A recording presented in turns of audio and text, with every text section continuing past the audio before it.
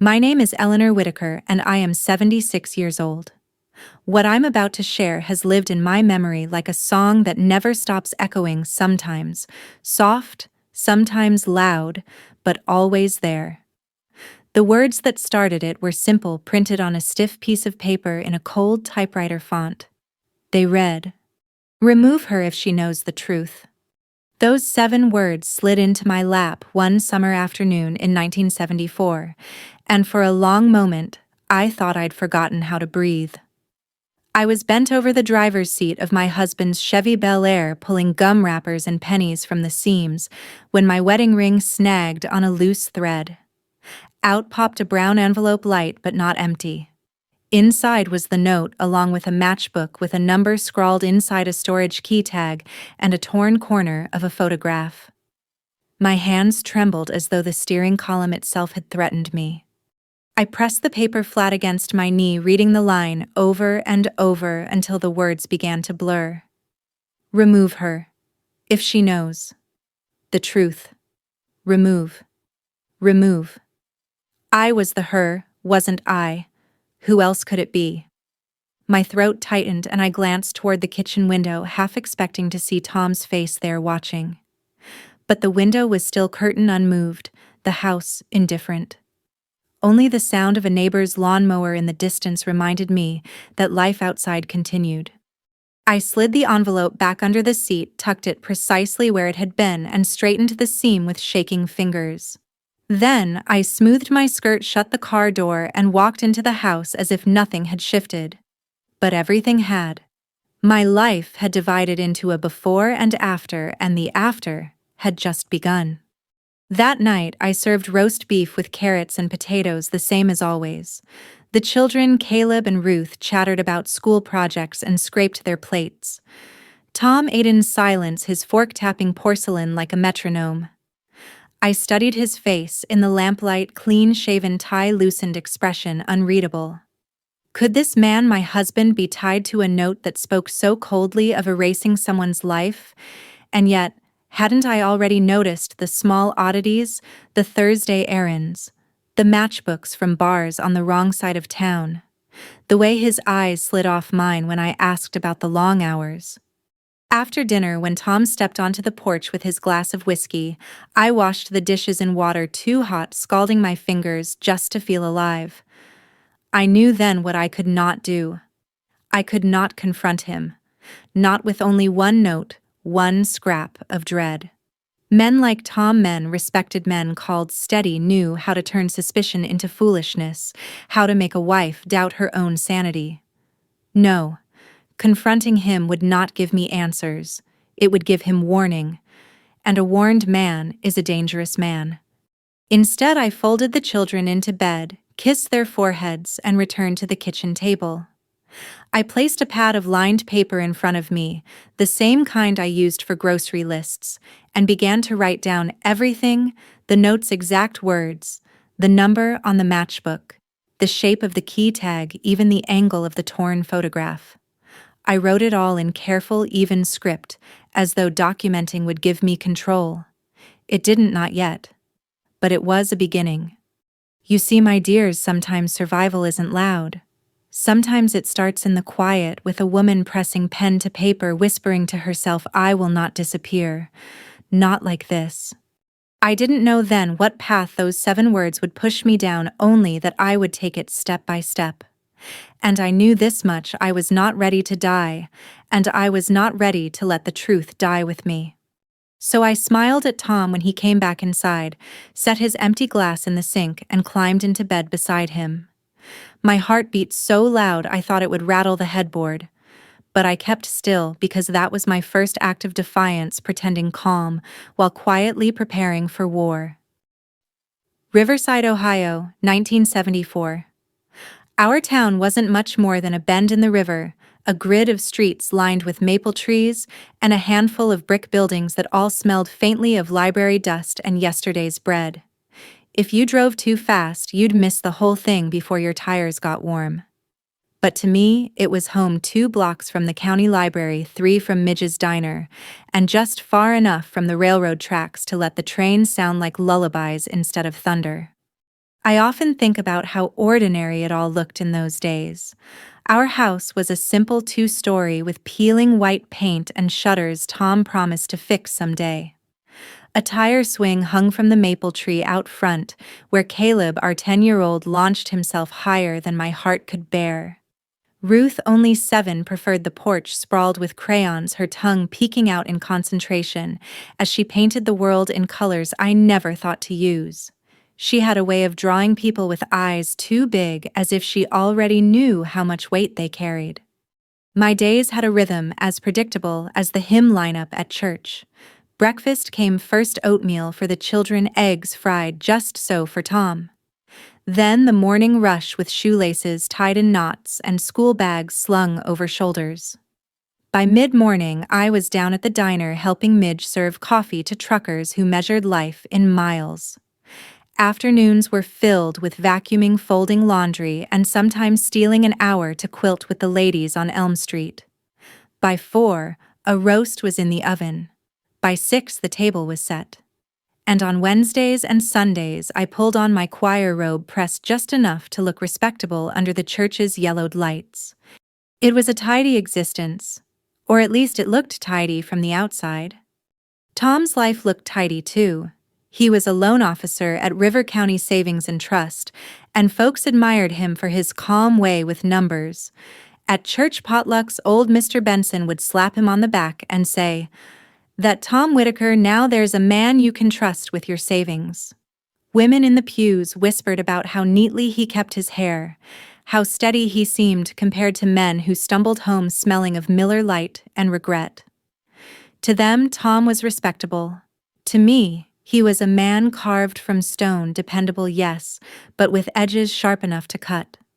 We had our routines, but we also had our Thursdays. Tom called them errand days. He'd leave early, tie straight, shoes polished, and return late, humming, sometimes grim, other times always evasive. If I asked how were your errands, he'd answer routine, and that was the end of it. I didn't press. In those days, a wife pressing too much was seen as suspicious, even disloyal, and so I folded his shirts, set his plate, and tucked away the unease that pooled in my chest. Still, I noticed a ledger page in his briefcase with a corner torn off, a scuff on his shoe that looked like it came from heavy crates, a matchbook in his pocket from a bar across town where neither of us belonged. Little things like breadcrumbs leading to a place I wasn't meant to find. I didn't yet know what they meant, but they whispered, and I was listening, even if I pretended not to. The children didn't notice the tension. To them, their father was the man who lifted Ruth onto his shoulders at the county fair, the man who clapped for Caleb at baseball games, the man who bowed his head at church and muttered prayers low enough that only God could hear. I let them believe that picture because children deserve to keep their innocence as long as they can. What mother would want to strip it away early? And yet, behind every Thursday errand, I felt the slow ache of distance growing between us. There is a silence particular to marriage, a silence not of peace, but of unasked questions. It sat at our table. It lay between us in bed. It traveled in the car when I stared at the passing cornfields and wondered if I was imagining shadows where there were none. Looking back, maybe I wanted to believe the ordinariness. Maybe I wanted the roast beef dinners and PTA meetings to be enough. Women like me were taught that keeping the home steady was our holy duty, and if something wavered, it must be because we hadn't prayed hard enough or ironed the shirts well enough. That was the lie. Respectability was the mask, and beneath it something darker thrived. But at that time, before the envelope under the car seat, before the note that made my blood run cold, I told myself our life was safe, ordinary, maybe even blessed. I told myself Tom was steady even when the air around him shifted like heat off asphalt. I told myself the children's laughter was proof that whatever shadows I glimpsed didn't matter. I was wrong. The shadows mattered more than I could imagine. And soon enough, I would learn that the silence in our house wasn't just distance. It was danger waiting for me to stumble across it. That's the thing about storms, my dears. They don't always announce themselves with thunder. Sometimes they start with a scuff on a shoe, a missing receipt, or a Thursday errand you aren't supposed to ask about. Sometimes they live in the quiet right before the world changes. And in the summer of 1974, my world was about to change. The day the storm broke started just like any other hot ordinary and full of little chores that don't sound like much until you stack them all together. I'd come home from the church bake sale with an aching back, a trunk full of empty pie tins, and a headache tapping behind my right eye like a spoon on glass. Caleb and Ruth had run inside to escape the heat, leaving me alone in the driveway with Tom's Chevy Bel Air, its vinyl seats swallowing sunlight until the air shimmered. I told myself I'd just tidy the back seat, keep the crumbs from turning into a smell no one forgives. The car was Tom's pride. He waxed it every Saturday morning, whistling as he buffed the chrome until it winked back at the neighbors. He hated when the kids left sticky fingerprints on the windows, and I suppose I wanted to save myself from one of his sharp looks later. I leaned in with a rag, sweeping up gum wrappers, 2 pennies, and a church bulletin folded into a paper airplane, Caleb's handiwork. The vinyl stuck to my arm, the smell of hot plastic rising like a wave. Then my wedding ring snagged on a loose seam beneath the driver's seat. I tugged, heard the faint tear of fabric, and out slipped a brown envelope. It landed on the floor mat with the soft finality of something that had been waiting. I froze. My first thought was paycheck stubs or bank receipts. Tom was meticulous about hiding anything financial from me. My second thought was something worse, gambling slips, maybe a note from another woman. My fingers hovered, then picked it up. It was light, but not empty. I told myself I'd peek and slip it back neat as a pin, no harm done. But the moment I pulled back the flap, my world tilted. The note lay on top, folded once. I opened it and the words leapt out in typewriter ink. All caps, no mercy. Remove her if she knows the truth. I whispered it aloud, barely audible, but the sound made me shiver. Remove her, if she knows the truth. Remove her. My throat closed. I looked toward the kitchen window, half expecting Tom's face to be there, half expecting the curtain to twitch. Nothing. Just sunlight on glass, a neighbor's mower droning in the distance, and the faint rattle of cicadas. The note wasn't alone. Beneath it sat a locksmith's key tag stamped Locker 12 Tri-County Storage. A matchbook, the kind you get free with a stiff drink, with dispatch printed on the cover and a number scrawled inside. And a torn photo corner showing a hospital bracelet on a pale, freckled wrist. A woman's wrist. Familiar, and not. The air inside the Chevy felt tight, stifling, as if the car itself knew what it carried. My hands trembled so hard I nearly dropped the envelope. Thoughts galloped. Remove her. Was it me? Was it someone else? Who wrote this? Who was it given to? I heard my own heartbeat pounding, quick and insistent, as if warning me to get out. But I couldn't. Not yet. I slid everything back inside, smoothed the flap, and pressed the envelope under the seat precisely where it had been, even adjusted the seam to hide the tear. Then I stood in the driveway, staring at the Chevy like it had transformed into something monstrous. The sun was still shining, the children's laughter floated faintly from inside, and yet the world had shifted under my feet. I felt it before and after. My life had just split in two. I walked into the house carrying the secret in my chest like a stone. I sliced a piece of leftover lemon loaf for the children, sat them at the kitchen table, and forced myself to smile. Ruth asked if we could paint after supper. Caleb wanted to ride bikes before dark. I said, yes, of course. While my mind screamed, no, how can anything be the same? That night when Tom came home, I watched him more carefully than ever. He loosened his tie, kissed my cheek, and sat at the table as if nothing at all was wrong. He chewed his roast beef, asked Caleb about baseball, complimented Ruth's drawing. Every word sounded rehearsed, every gesture deliberate. And all the while the note's words echoed in my head. Remove her, if she knows I wanted to confront him, to slap the envelope on the table and demand an explanation, but a cold truth settled in me. If the note was real, if it was his, then confronting him without proof wasn't courage, it was suicide. Men like Tom didn't explain. They controlled, they silenced, they removed obstacles. If I accused without evidence, I'd only become the obstacle myself. So instead I smiled. I cleared the plates. I tucked the children into bed. I climbed into bed beside my husband, listening to his even breathing while mine caught and stuttered. My heart pounded against the mattress, every beat a reminder I had stumbled into something dangerous, and if I wanted to survive, I had to be careful. Very careful. Lying there in the dark, I made a decision.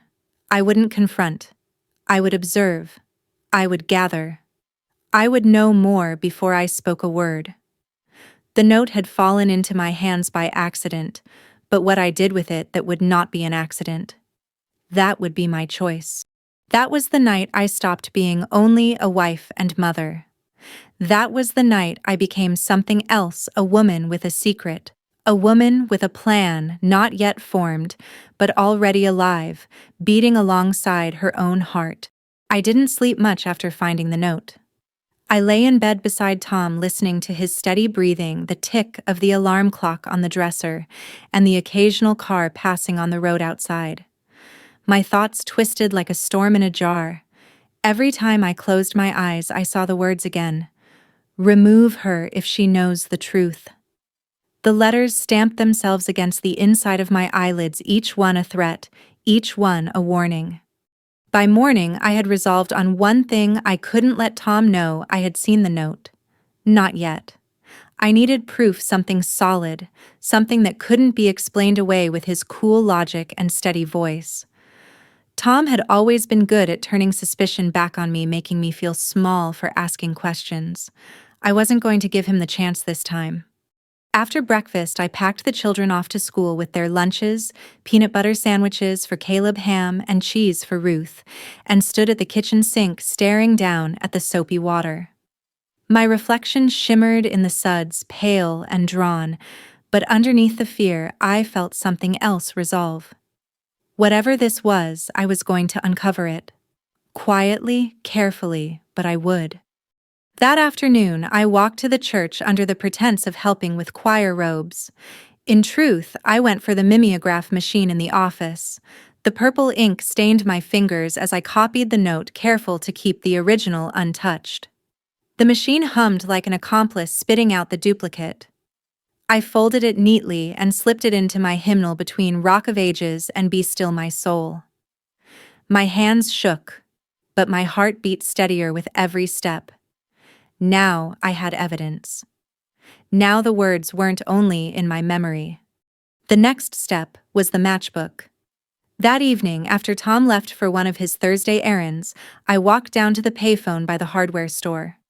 The air smelled of cut grass, and the phone was sticky with other people's hands. I dropped a dime into the slot and dialed the number. It rang twice before a man's voice answered, flat and businesslike. Dispatch. My breath caught. I almost hung up, but I forced myself to mutter, "Sorry, wrong number," before slamming the receiver down. My pulse thundered in my ears. Dispatch. It wasn't a bar then. It was something else. Something organized. And then there was the key tag. Locker 12, Tri-County Storage. I waited until the weekend when Tom announced he was going fishing with a friend. I knew better than to ask which friend. Instead, I baked a pie, dropped the children at Midge's for the afternoon, and drove Tom's Chevy to the storage facility on the edge of town. Tri-County Storage was a lonely place, a gravel lot lined with rows of corrugated metal doors, each padlocked, each identical. The summer heat bounced off the tin like fire. I walked into the office with the tag in my hand. A teenage boy sat behind the desk reading a paperback and chewing gum. He looked up, unimpressed. "My husband misplaced the key to our locker," I said, smiling sweetly. "Locker 12. I just need to get in quick and grab the picnic cooler. He's Thomas Whitaker, loan officer at River County. You can check our account if you need to. The boy squinted at the tag, then shrugged. We can loan you a bolt cutter. $15 deposit, 10 back when you return it. My hands itched as I carried the heavy tool across the gravel. The lock on number 12 glared up at me, solid and unyielding. I set the jaws, leaned my weight, and felt the snap reverberate through my arms. The lock clattered to the ground. I glanced around, no one, just the buzz of cicadas in the weeds. I pulled the door up. It groaned like something that hadn't been opened in weeks. Inside, the air was cool and stale. There were 2 toolboxes stacked neatly, a banker's box filled with ledgers, a milk crate stuffed with folded forms, and a canvas bag stenciled Harmon Funeral Home. My knees nearly gave. I crouched, heart pounding, and opened the bag. Inside were nursing home intake forms, transport vouchers, cemetery plot lists. Names I recognized, widows from church, old men we'd sent casseroles to after their wives passed. My stomach churned. I lifted a ledger from the banker's box. Lines of dates, amounts, signatures. Transactions that didn't make sense. Payments for repairs, medical equipment, transport services. My eyes caught on one signature, Fairweather, the bank manager Tom often mentioned. Another name appeared over and over, Ross Harmon, the funeral director. A chill ran through me. It wasn't just Tom. It was bigger. A scheme. They were siphoning money from the elderly and the dead, ghost accounts and false services, feeding on the most vulnerable. My hands shook as I set the book back down. I couldn't take anything, not yet. If Tom checked and found something missing, he'd know. But I memorized what I could, etched it into my mind. The canvas bag, the ledgers, the names. Enough to start connecting dots. I pulled the door down, replaced the lock with a new one I bought from the boy in the office, and left with my heart hammering. My face was calm, my smile polite, but inside I was burning. I knew now the note wasn't an idle threat. If Tom and the others suspected I'd seen their secrets, I would be in danger, real danger. That evening, I sat across from him at the dinner table, watching him chew, watching the way his eyes slid away from mine. He looked like any other husband in any other house. But I knew. And knowing meant I had a choice: wait for them to act, or act first. I needed an ally. Someone who would believe me, someone outside Tom's reach. The sheriff was too close to the bank. The pastor too naive. But our neighbor, Mr. Vernon Pike, was different. A retired postal inspector widower, quiet but sharp-eyed. He'd once helped Midge sort out a mail fraud scheme. He understood patterns. He understood corruption. And he understood women like me, the ones who saw too much and couldn't afford to be dismissed. The next day, I baked banana bread and carried it to his porch. "You busy, Mr. Pike?" I asked, setting the warm pan on his table. "Not so busy I'd turn away banana bread," he said, smiling. His radio murmured a baseball game in the background. "I found something I wish I hadn't," I said softly, "and I fear it's about to find me." He studied my face, serious now. "Come sit, Mrs. Whitaker. Tell me what you got." And I did. Not all at once, not every detail. But enough. Enough for him to understand that the note under the seat wasn't just words. It was a warning. Mr. Pike listened without interrupting, his lined face as steady as a stone wall. I told him about the note, the storage locker, the ledgers, the names. My voice shook, but I kept talking because once you start letting truth spill, it won't stay bottled. When I finished, he leaned back, arms folded across his chest. "You've walked into something rotten," he said finally. "And I don't need to tell you you're in danger now that you've seen it." "I know," I whispered. "That's why I came." "What do I do, Mr. Pike? How do I keep my children safe?" He studied me a long moment, then nodded. "First, you stop being alone in this. You've got me now. Second, you keep your head low. Don't let Tom suspect. Third, you gather carefully. Men who steal always leave trails. I'll help you follow them." For the first time since finding the note, I felt a flicker of hope. Not safety, not yet, but the faint outline of it. That evening, I served dinner with my hands steady and my face calm. Tom ate as usual, spoke little as usual. But I saw him watching me from the corner of his eye as though he sensed some shift. I kept my voice light, asking about his day, remarking on Ruth's drawing, telling Caleb not to flick peas at the wall. Normal. Perfectly normal.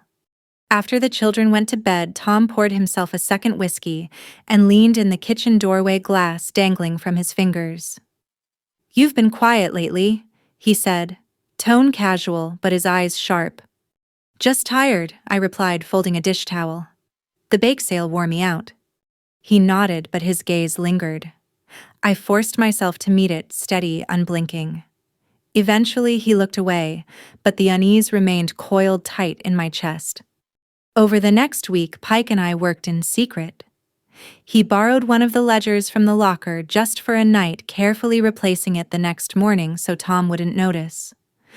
Together we pored over the figures at his kitchen table, the smell of pipe tobacco thick in the air.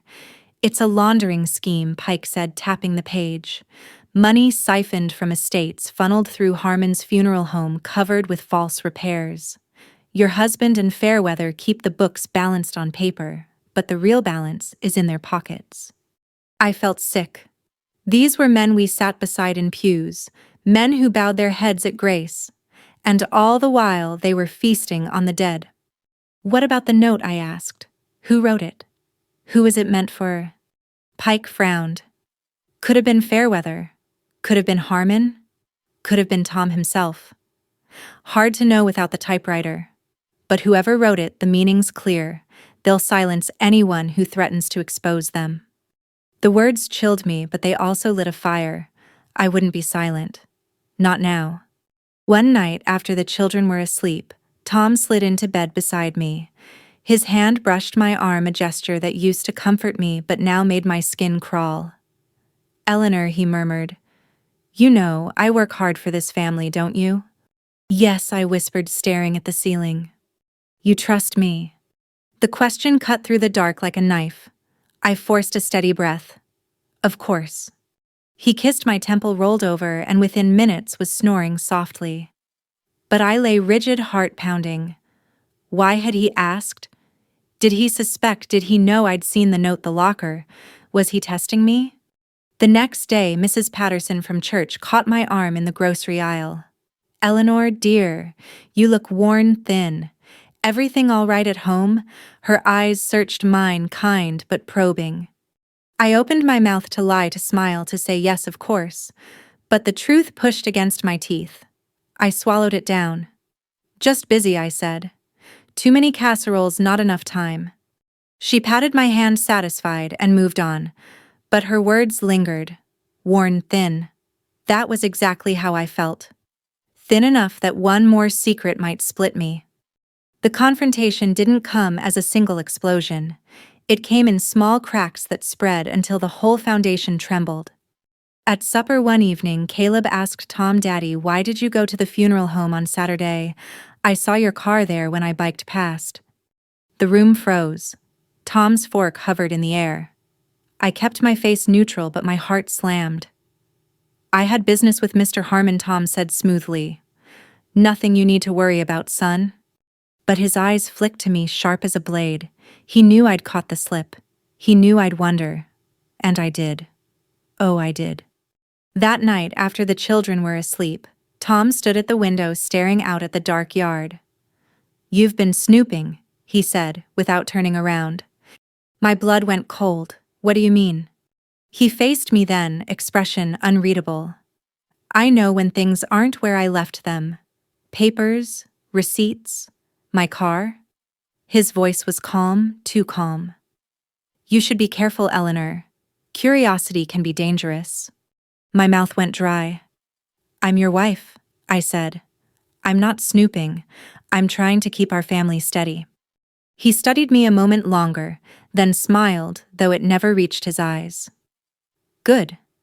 Keep it steady." He turned off the lamp, leaving me in darkness with the echo of his words. That was the moment I knew the game had shifted. He suspected me. And once suspicion bloomed, it wouldn't fade. I had to move faster, gather more, find a way to bring it all into the light, before Tom decided to act on the warning written in that note. The storm was no longer coming. It was here. The days after Tom's warning felt like walking a tightrope strung above a canyon. Every meal, every bedtime routine, every Sunday service was a balancing act. Smile, but not too wide. Ask, but not too much. Pretend everything was as it had always been, even as my insides churned with fear. Mr. Pike came by under the guise of swapping tomatoes from his garden. While the children ran circles in the yard, he leaned close and whispered, "They're tightening the circle. Harmon's moving money faster. Fairweather's been shredding documents after hours. You don't have long." "How long?" I asked, hands shaking as I arranged tomatoes in a bowl. "Days. Maybe weeks if you're lucky." He paused, his voice low. "But Eleanor, luck's already thin." That night I sat at the kitchen table long after Tom had gone to bed. The house was silent, but my mind wasn't. I pulled out the duplicate of the note, ran my finger over the purple ink. "Remove her, if she knows the truth." I whispered the words until they lost shape. And then I made a decision. I would act, not just react. I would not wait for Tom or Harmon or Fairweather to choose my family's fate. The opportunity came sooner than I expected. One Thursday, Tom left earlier than usual, his briefcase bulging. I watched from the window as he drove away, the Chevy's taillights blinking like warning beacons. My heart pounded, but I forced myself into motion. I told the children we were going for ice cream and left them at Midge's diner safe under her watchful eye. Then I drove straight to Tri-County Storage. The lock on locker 12 looked newer, but my hands didn't hesitate. I used the spare key I'd had cut at the hardware store, my first act of quiet rebellion weeks before, and slid the door open. Inside, the air smelled of dust and ink. The ledgers were still there, stacked neatly, but now there were boxes I hadn't seen before, marked with dates and names. I pulled one open and froze.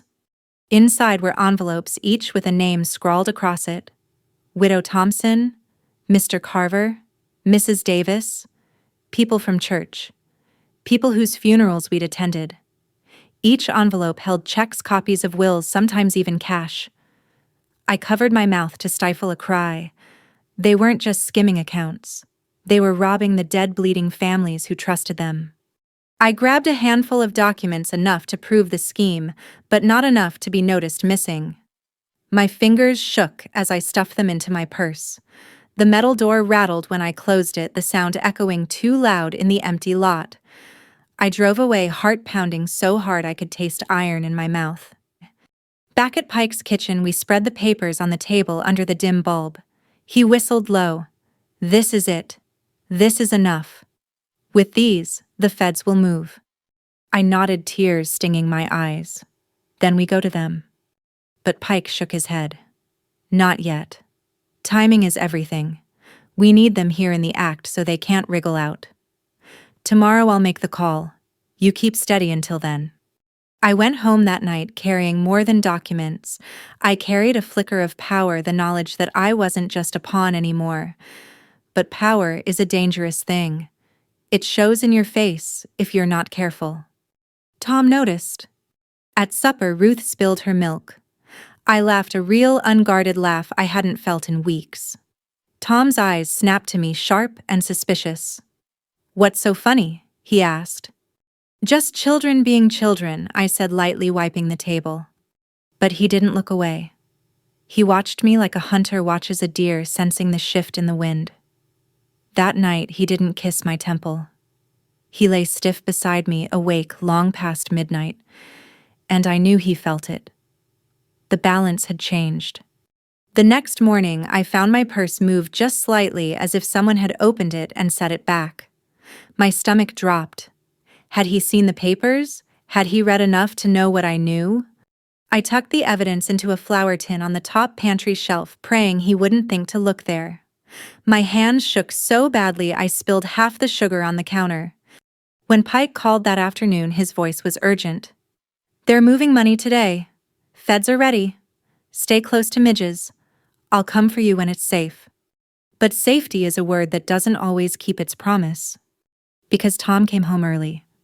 I was at the sink rinsing beans when the door creaked open. His footsteps were heavy, deliberate. He set his briefcase down with a thud and leaned against the doorway, arms crossed. "You've been busy," he said, voice calm, too calm. My blood ran cold. "What do you mean?" He smiled, but his eyes were hard. "Checking places you shouldn't. Talking to people you shouldn't. You think I don't notice, Eleanor? Curiosity can be fatal." I gripped the counter to keep from collapsing. "I'm your wife," I whispered. "I would never." "Don't lie." His voice sliced through me. "I know when someone's against me. And you, Eleanor, you're either with me or you're nothing." For a moment the world tilted. The kitchen, the curtains, the beans in the sink, they all blurred. All I saw was his face, the man I'd married, the father of my children, now standing as my accuser, my threat. But then I remembered Pike's words. "You're not alone anymore." And I remembered the papers hidden in the flour tin, the copy of the note in my hymnal, the children's faces waiting for me to keep them safe. Something in me hardened. I met Tom's gaze, steady at last. "Then I suppose I'm nothing," I said softly. His smile faltered. The storm had broken, and I knew the next hours would decide everything. I woke before the birds and moved through the house on bare feet, touching the things that had made this life feel solid: the dented teapot, the pencil jar with Caleb's teeth marks, Ruth's watercolor of our maple tree, taped slightly crooked by the back door. My choice had been made in the silence of last night. This morning would make it real. I called Mr. Pike from the kitchen phone, my voice no louder than a breath. "It has to be today," I said. "It will be," he answered. "You take the kids to Midge. Pack light documents, medicines, one good memory each. I'll handle the rest." I hung up and wrote 2 lists: what to take and what to leave. You learn at a moment like this that most possessions are louder than they are loyal. I folded birth certificates, baptism records, and school immunization cards into a manila envelope. I added a few dollars from the sugar canister, a loop of hair from each child I'd saved the day they got their first cuts, and the mimeograph copy of the note. Into a small suitcase went 2 changes of clothes. Each toothbrushes, a pair of sturdy shoes. For their good memory, Caleb chose his scuffed baseball glove. Ruth tucked in her rabbit with the bent ear. "Are we going on a trip, Mama?" she asked, eyes round. "We're going to Aunt Midge's for a while," I said, smoothing her curls. "Lots of pancakes. Maybe too many." "Impossible," she declared and smiled, and my heart steadied. At 9 sharp, I kissed Tom's cheek as he headed out the door, briefcase in hand, hat tilted just so. "Long day," he said. "Big audit." "Be careful," I answered. He kissed the air near my ear and was gone, taking the old life with him like a coat shrugged over the shoulders. By 10 we were at the diner. Midge didn't ask questions, she just looked at my face and locked the back door. "You can stay upstairs as long as you need," she said, pressing a ring of keys into my palm. "I'll tell anyone who asks that you've got the flu. The mean kind." "Bless you," I whispered, and meant it with my bones. At noon, Pike met me behind the diner by the trash bins that always smelled faintly of onions and dawn. He had the small camera, his leather folder, and a calm that made me want to sit down and weep from relief. "2 federal men are in town," he said. "Carter and Bell. We'll give them everything: photos, the timeline, your copy of the note. They'll walk into the bank mid-afternoon when the books are spread out and the men are cocky. You and the children stay put. Doors locked. If anyone knocks, you don't know your own name." "Understood," I said. He placed a call from the office payphone, his voice low, every word careful as a surgeon's stitch. Then he looked at me and added softer, "You did right, Eleanor." "I'm not sure I'll feel that until they're behind bars," I replied. "Sometimes doing right doesn't feel like anything at all," he said. "Sometimes it feels like standing very still while the storm goes through you." The afternoon stretched like taffy. Upstairs, the children colored at the little table by the window while I paced, listening for footsteps that would not come. Every creak of the building made my heart leap. I kept my hand on the envelope of documents like a talisman. At 3:30, the phone rang once in the apartment, our signal. I picked up. "It's done," Pike said. "They have the ledgers." Harmon was carrying cash sloppy. Fairweather tried to bluster. "Your husband kept quiet too long," and quiet suddenly looked like guilt. "They're asking you to come tomorrow for a statement in the presence of counsel. Not today. Today, you stay where you're safe." I sat down on the bed and let the air go out of me. My hands shook so badly I had to hold the receiver with both. And the note. Carter looked at it like it was scripture, he said. "It's evidence of intent. Eleanor, it may have saved your life." That night, the sky cracked open with summer thunder.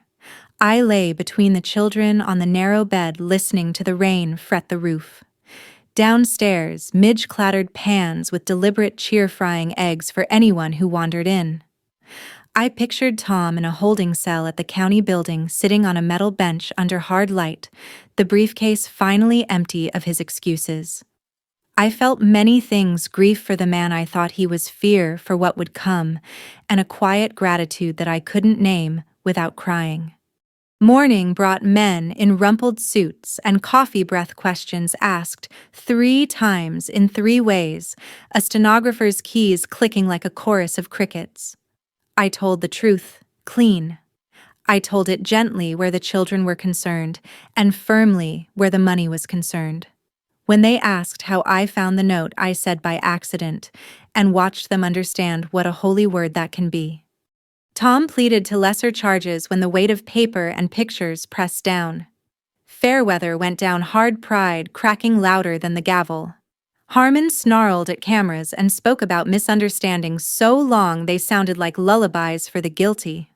The paper ran a headline the next day: "Elder Fraud Ring Dismantled. Bank Funeral Home Implicated." Folks read it over eggs and hash and couldn't look me in the eye for a week. We lost the house, yes. Respectability doesn't pay the mortgage when it's the bank that's clearing you out. But upstairs at the diner, we found a new kind of home. Caleb learned to wash dishes faster than tears can gather. Ruth drew signs for the specials board and taped paper hearts on the stair rail. I worked the morning shift for tips and the evening shift for tomorrow.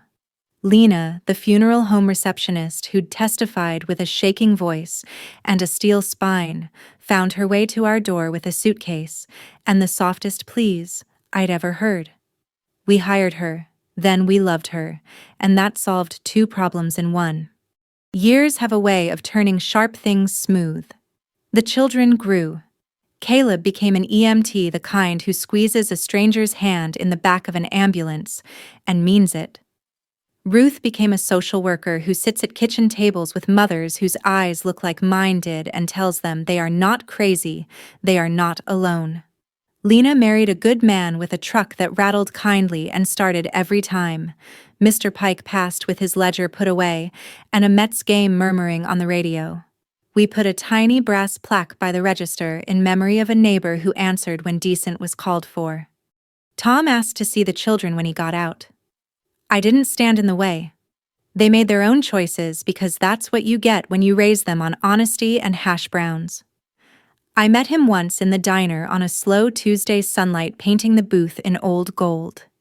He looked smaller, as if remorse had taken in the seams of his suit. "I'm sorry," he said. "I know I answered and left it there. Some debts can't be paid in words." Now when the morning light pours over the maple leaves and the bell on the diner door rings like a small miracle, I sometimes take the copy of that note from my drawer and lay it flat on the counter. The purple mimeograph has faded to lavender, but the letters still stand up straight. Remove her if she knows the truth. They tried. I knew. I stayed. And I built something out of the staying. My dears, if you are listening with a cup of something warm and a pocket full of worries, hear me. Sometimes the thing meant to erase you becomes the paper you write your new name on. Sometimes the accident is the door, If a small scrap of truth has just fallen into your lap, choose carefully, but choose.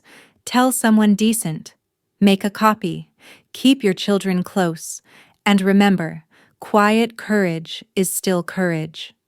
If this story found you at the right time, I'd be honored if you'd share it with someone who needs a hand to hold in the dark. Leave me a note about the moment a small accident changed your life. And if you'd like to sit with me again for another story, subscribe and keep the kettle warm. We'll make room at the table.